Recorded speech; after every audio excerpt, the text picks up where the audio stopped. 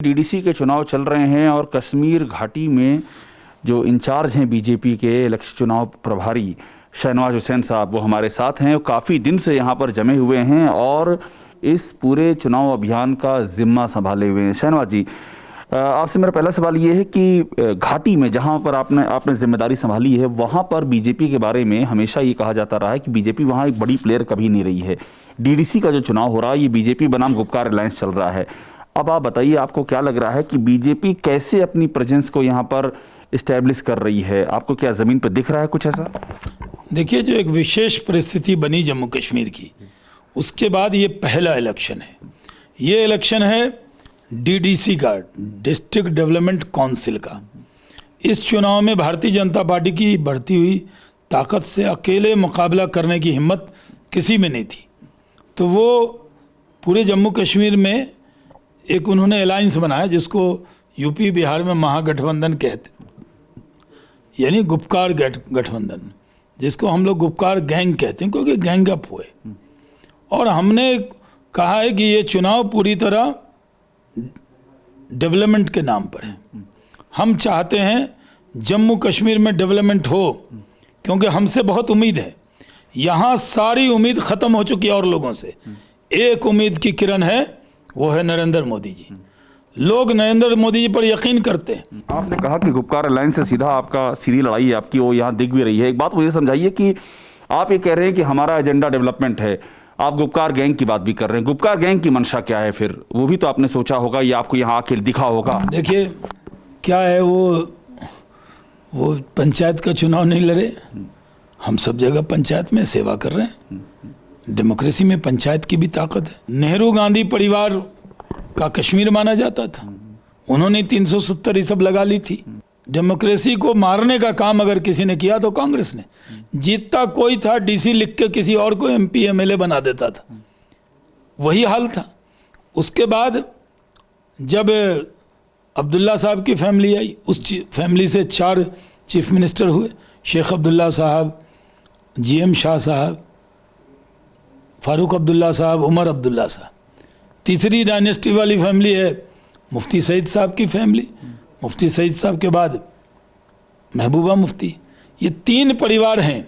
ये श्रीनगर के अंदर राजबाग के इलाके में घूमते रहे, ये दिल्ली, मुंबई, लंदन घूमते रहे। इन्होंने जम्मू कश्मीर की आवाम के दर्द को नहीं समझा। ये ज़मीन पर जन्नत है। आप देखिए गुलमर्ग, सोनमर्ग, पहलगाम, क्या इलाका है। क्यों हिंदुस्तान के लोग जाएंगे ज़ूरिक और इंटरलागन देखने? क्यों जाएंगे यूरोप के देशों में देखने? आपको क्या बीजेपी का सीएम, आप कभी ऐसा सोचते हैं कि ऐसा वक्त आ सकता है कि बीजेपी का यहाँ पर सीएम हो जाए? ये आपको ज़मीनी सिचुएशन ऐसी लगती है क्या, या वो दिल्ली दूर है अभी? देखिए, मैं कोई बहुत बड़ा दावा करने के लिए नहीं हूँ, क्योंकि मुझे इलेक्शन के लिए वैली हमारे ज़िम्मे दिया गया है।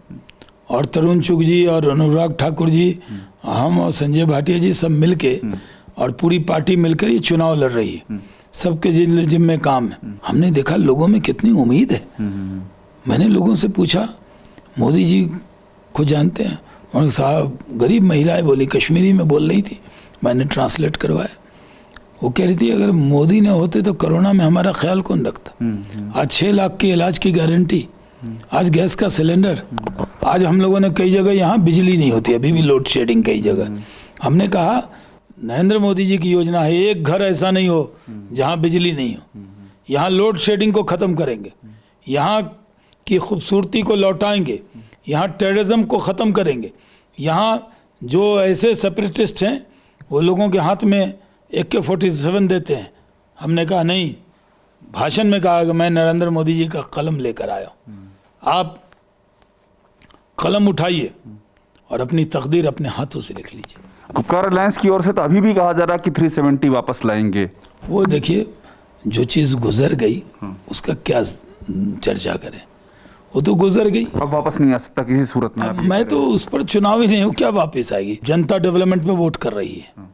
वो बहुत मायूस हो गए, क्योंकि लोगों को डेवलपमेंट चाहिए। लोगों को अपने बच्चे का उज्जवल भविष्य नरेंद्र मोदी जी के हाथों में दिख रहा है। साउथ कश्मीर में भी आप जा रहे हैं, उन इलाकों में, तो वहाँ अंदर से कुछ डर या कुछ अंदेशी टाइप की स्थिति आपको इस समय? देखिए, आज जब मैं नौगांव गया तो मेरी जो सभा है वो ठीक चौराहे पे हुई। चौराहे पे टीवी 9 का भी रिपोर्टर था, आपके पास रिपोर्ट आई होगी। और बाजार था, वो तार रखा हुआ था। लोग जो होते हैं ना चेक करके हमारे से जो मीटिंग में आएंगे कुर्सी पे, तो मैंने कहा हटा दो तार बीच से, इधर चिलमन से हम झांकें, उधर चिलमन से तुम झांको, लगा दो आग चिलमन को, न हम झांके न तुम झांको। तो जो बीच में वो तार था वो मैंने हटवा दिया। वो पुलिस वाले एतराज भी कर रहे थे, चारों तरफ फोर्स लगी थी, लेकिन बीच बाजार में आज सभा की। हम तो कहते हैं, मैं तो बिहार का हूँ, अगर मैं ऐसे दूर के इलाके में जा सकता हूँ तो आप क्यों नहीं जा सकती? ये डिस्टर्ब करने की कोशिश करने के, इसका क्या मतलब है, ये जरा समझाइएगा। नहीं, वो सिर्फ इधर उधर की बात करते हैं। अच्छा, तू इधर उधर की बात न कर, ये बता कश्मीर का काफिला क्यों लुटा? पाकिस्तान और चीन, आखिर में पाकिस्तान और चीन का, रहबरों से गिला नहीं, तेरी रहबरी का सवाल है। पाकिस्तान और कहते हैं पाकिस्तान हाँ, की और बात चीन का भी इशू उठ रहा है। फारूक अब्दुल्ला साहब कभी तो संसद में कहते हैं भारत माता की जय, कभी राम धुन भी गाते हैं, और यहाँ पर आकर कह देते हैं कि हम चाइना को कहेंगे दखल देने को। क्या क्या बयान देते हैं। हमारे बुजुर्ग हैं, मैं उनके लिए कोई तल्ख बोलना नहीं चाहता, लेकिन बहुत दुख होता है उनकी बयानों को सुन के। डेवलपमेंट पे आइए, ये डिस्ट्रिक्ट डेवलपमेंट काउंसिल का चुनाव है। डी शब्द से बैर क्यों है गुपकार गैंग को? गुपकार गैंग है, मैं कहता हूँ वो गुमराह गैंग है। आज टीवी 9 पे कहता हूँ, जी मतलब गुपकार नहीं, जी मतलब गुमराह करने वाले। किसने गुमराह किया है उनको? वो गुमराह करते हैं लोगों को। वो गुमराह कर रहे हैं लोग जी। किसके इशारे पे कर रहे हैं? जैसे लकर सुंगा घूमता था ना पहले, कहते थे कि भाई लकर सुंगा आएगा, कुछ सुंगा के चला जाएगा। इन लोगों ने आज तक पाकिस्तान और इधर उधर का नाम लेके लोगों को गुमराह किया है। पर किसके इशारे पे? इनके पीछे कौन? अगर आप ऐसी बात कह रहे हैं कोई गुमराह कर रहा है, तो कोई ना कोई ताकत होगी ना, उसके पीछे कुछ तो आपने जानकारी ली होगी।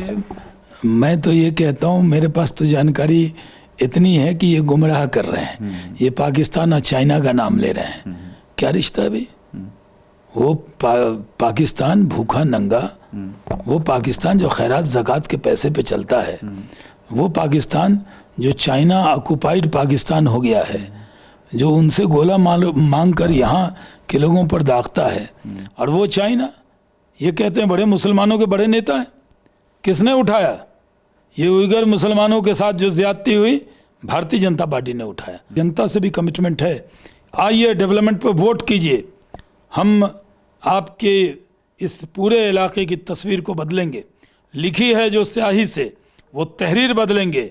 हम जम्मू कश्मीर के अवाम की तकदीर बदलेंगे।